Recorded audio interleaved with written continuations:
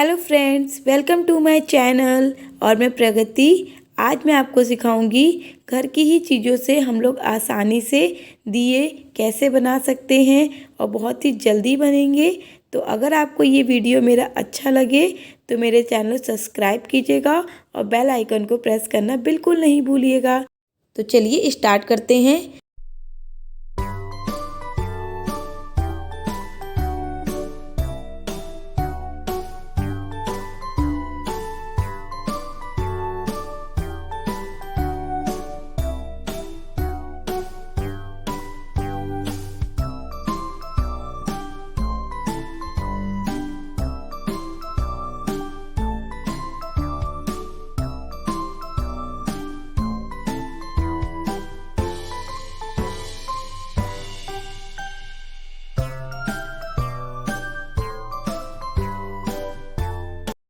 फ्रेंड्स, जिस पे मैंने अपने दिए रखे हुए हैं, ये थाली भी घर पर ही आप बना सकते हैं बहुत आसानी से।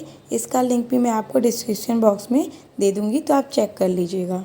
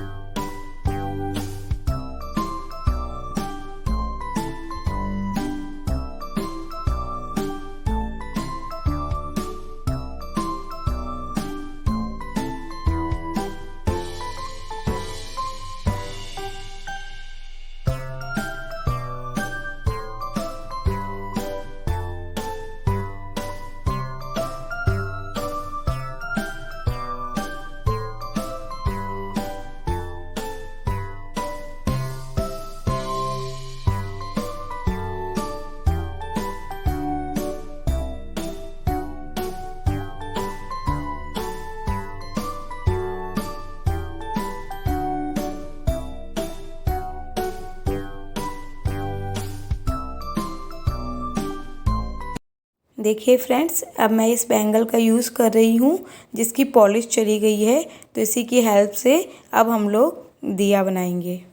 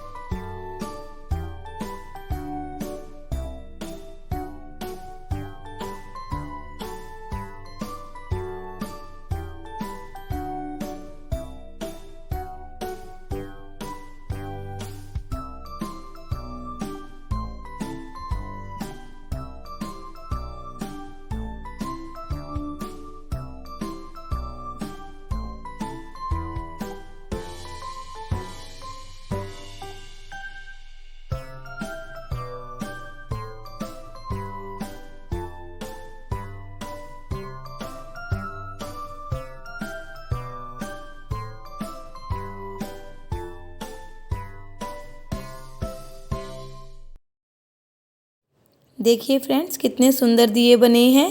आप भी बिल्कुल इसी तरीके से बनाइए, आपके भी इतने ही सुंदर दिए घर पर बनेंगे। अगर अभी तक आपने मेरे चैनल को सब्सक्राइब नहीं किया है तो प्लीज़ कीजिए और बेल आइकन को प्रेस करना बिल्कुल मत भूलिएगा और कमेंट करके बताइएगा कि आपको ये वीडियो कैसा लगा। दिवाली पे और भी क्रिएटिव वीडियोस लाने वाली हूँ तो आप उनको भी देखिएगा। तो thank you for watching and happy Diwali, good bye.